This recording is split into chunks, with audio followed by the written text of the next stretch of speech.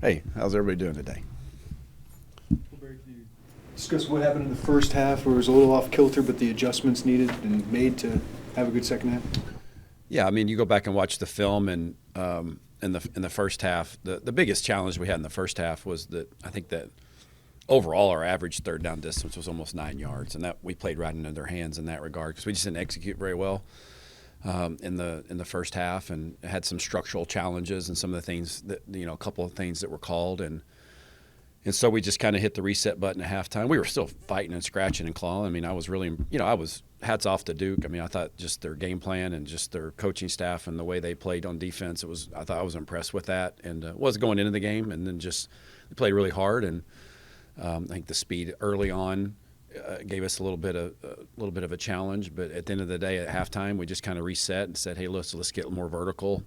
Some of the things we're doing, the passing game didn't really need to be tweaked or whatnot because we had guys open. We just had to shore up our protection. Our guys responded in the right way, and in the second half it kind of came to life, and that's why it's a four-quarter game. I mean, you keep fighting and scratching. I've been on the other end of that where you start hot and finish slow, and we need to be able to play 4 quarters. But really we didn't take a magic pill and swallow it at halftime, and there's no such thing. We made a few little adjustments, but really our players, we executed better and kind of rose up to the challenge. It took advantage, and we're opportunistic. I know you guys have talked a lot about Hank's consistency and leading to this, but what has led to this breakout into one of your engines of your offense? Yeah, well, I think it's just his time, and he's kind of quietly and just waited, been patient, and just gotten better at his craft. And he's got a lot of, our quarterbacks have a lot of confidence in him, and we're just kind of attacking the slot stuff, and he's doing a great job. What was your assessment of the running game, first and second half? I mean, that's pretty obvious, I mean, if you look at the numbers in the first half compared to what we did in the second half, I mean, you would say you weren't pleased with the first half and the way we finished the game. In particular, I thought we were in the ball, kind of hit our stride a little bit in the fourth quarter there, and was pleased with some of the things that I saw in the fourth quarter. And we had some runs in the first quarter that were pretty clean, but we can't be going backwards and taking sacks the way we were doing. That just destroys your rushing momentum, and they made you fight for everything that you were going to get. And watching the film, I mean, it was a day of ups and downs in the run game, starting with the way it was structured and called, and the execution was, kind of spotty at times. But man, when we got them called good and we got them targeted right, and we rolled off the ball, we had some good success there in the fourth quarter. What do you make of what you've seen from Khalil Valentine specifically throughout these first couple games? Yeah, I've been impressed with Khalil, and good things happen when he's touched the ball. Just really since he's been here, he's a playmaker. He likes to play the game. He runs bigger than what he is, and he runs with authority. And thought he made some plays the other day that really brought a lot of enthusiasm and energy to our team. And Khalil's really worked hard and to fine tune his craft, and I think he's in a good spot. One throw in particular I want to ask you about from that out route to Hank that also drew the 15-yard rush. That's kind of a difficult throw. Like, what him being able to make that, how big is that in his own development? That's a tough one, it looks like. Yeah, it was one of the better plays I've seen him make since he's been with us here, and the thing I loved about it so much was, the trust that he had in the route, and man, he took his footwork, and his back foot hit the ground. He took one reset, and the ball came ripping out, and huge play in the game, huge play in the game. How much does experience and maturity play into that? Being able to kind of brush off a little bit of a subpar first half and come back and play well in the second half. And specifically Luke's experience and maturity. Yeah, I don't think he was flinching. I think and the team in general on both sides of the ball and special teams, we do have a lot of experienced players that have experienced, fast starts, slow starts, road games, home games. That helps. Maturity helps certainly, and the belief in what we're doing was never wavered, and it never has since I've been here with the guys. Like we've had moments and we've sputtered, but we just, at times, sometimes we had to be able to fight through it, but a lot of times we fight through it and make a play. When you get in a rut, the only way that you get out of it is you just execute your way out. You just focus on your details, focus on the fundamentals of what you're doing, and then give yourself a chance to execute your way out of the rut. And I thought that's kind of what we did, after coming out of halftime. Just going through 2 games without a turnover and playing pretty clean, is that the product of having a veteran guys on offense and having a lot of guys come back, or is there something else to that? Yeah, I don't know if I can really speak to that. I know it's something we emphasize, and we need to continue to take care of the ball. But I think certainly guys know the importance of the ball. When you have the ball in your hand, you have the fate of the organization in your hand, and we take that really seriously, and are going to continue to work hard on ball security. Barry, can you share any details of what goes into that Hank direct snap play? And I don't know what you call it or anything like that, but any details you can share about how that all came together? Yeah, I mean, Coach had just mentioned to me. We've had multiple conversations over the last year or whatever about just having an element of some other guys or another guy taking a snap back there, and Hank's kind of an obvious choice just a little bit because he's older and more mature, knows the offense. So yeah, it's just something we slid in there. We had we have some packages for him, and that was obviously a specific play. To be honest with you, really off of something that we had showed in the bowl game. We had tried to run a play similar to that in the bowl game, and it didn't quite develop as nicely as that one didn't go viral by any means, and then so we wanted to use that a little bit just because we knew that. I know when we study our opponents, we go back the year before and look at a lot of stuff that you might see or could see, and so they probably had seen that presentation before, and we wanted to do something to counter off of it, and just sometimes those things they work the way you want them to work. Sometimes they don't, but they're obviously a lot more fun when they do work like that. Our guys did a great job executing it. It could have been more clean in that regard. That was fun for that to unveil. I think our guys enjoyed that. What stands out to you about the Western Michigan defense? Are they similar to any other teams that you've Yeah, scouted? that's a similar presentation to what we saw last week. You turned the film on, super impressed with the way they play. They have some you can tell that they're super well coached and they believe in what they're doing, really buttoned up, and play really hard. And they really disrupted Michigan State in the first week in a lot of ways. Got a lot of TFLs, and Michigan State did a good job against them. I'm not minimizing that, but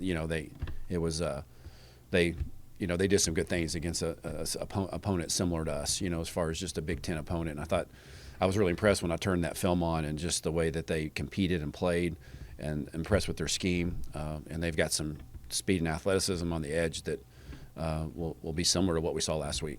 Something Brett mentioned after Saturday's game was just that the more multiple you guys could be on offense in terms of just using lots of different players, like just the better you thought that could be, made it more challenging it could be for opposing defenses. How do you feel like this offense is set up to utilize maybe as many receivers, tight ends, running backs as possible? Yeah, probably since I've been here, I wouldn't say probably. Since I've been here, this is probably the most probably flexibility that we have within our groupings offensively.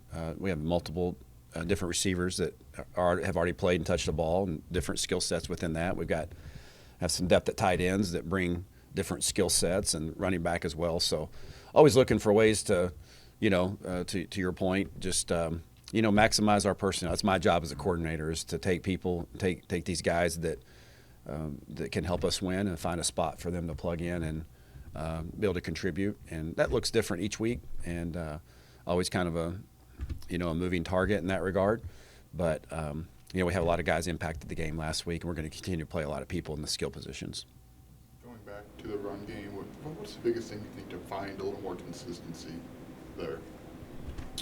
Well, I think it's really just about all 11 playing together, and that's a real elementary answer. But good things happen in football when 11 guys are all doing the right thing. And really, I would almost add a 12th man, and starting with me, like, okay, so if we're running the ball, and there was 2 times in the first half the other day that we called a run that just really, when you look at the film, it's like one of those, I've talked about this with you all before, about it's one of those 4 or 5 a game. You're like, man, I really want that one back.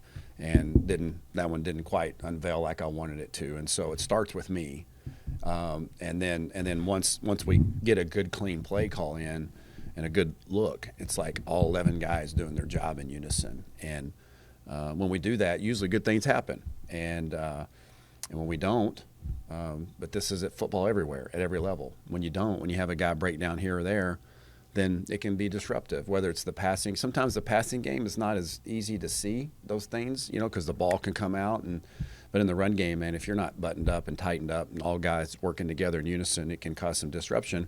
Listen, the game's hard enough as it is, playing against really good coaches and really good players like we're seeing on our schedule, like we see this week. I mean, when you complicate it by, not being super clean in your detail or having a guy, not see the right thing, then it can be disruptive. So it's if I had to put my finger on it, last week or even the week before, since I've been here, it's usually a combination of all those, right? I mean, it's like, okay, a scheme challenge here, a guy breaking down here, and then you throw in, hey, a guy get beat, a guy made a play. I mean, that's football. That happens. But at the end of the day, no matter what has been or is the challenge there, we got to continue to work together and get as many guys as possible in every play doing exactly the right way. Your answer on being multiple and how that helps you, does that manifest itself in the red zone to where you guys are going 5 for 5 and 31 points in the red zone? I don't know if it changes a whole lot down there as far as just the multiple people that you use, or we're just trying to get in, and but yeah, some of that comes into play. Obviously Cole Russ made a huge play the other day, and he hadn't been at the point of attack a lot, and whether it's the passing game, and he's been waiting for his moment. He took full advantage of that, and we're going to build off of that. That's just the way it works. And when guys get an opportunity and they make plays, that usually leads to more opportunities. And the more guys we have step up, the more guys we can use. The more guys we can use, the more multiple we are. And I could keep going down that road if I wanted to, but it's good for our offense, and it's good to see guys step up and take advantage of the opportunities. Barry, I think we were all eager to see what the receivers would do out of camp, and I know you eager to see what you had there. What have you learned about them? What have they showed you? So, well, y'all didn't ask many questions about that in the spring and summer, so yeah.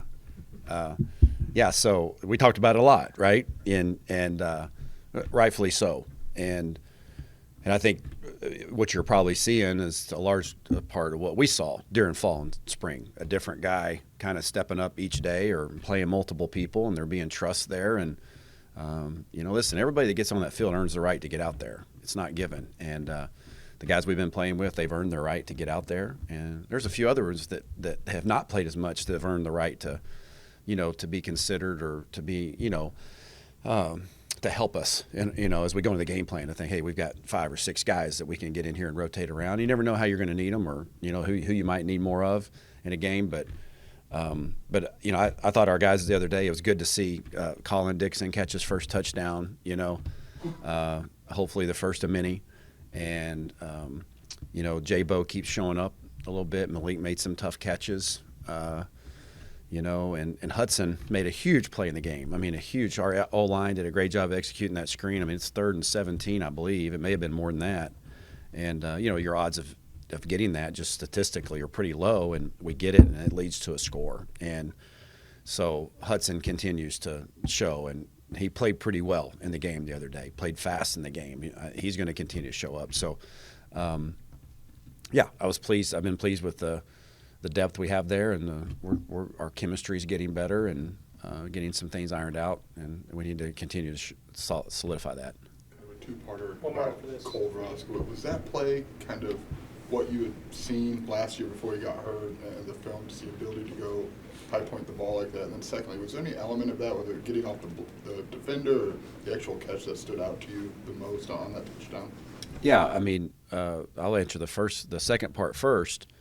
The route detail in that moment against man coverage, he had a nice little move to reset his defender and get vertical. And the throw was, that's teaching tape, to your point. It's teaching tape for the route. It's teaching tape for the throw and the location for a corner route on a tight end against a matchup that you would perceive that you think you can win with a bigger body.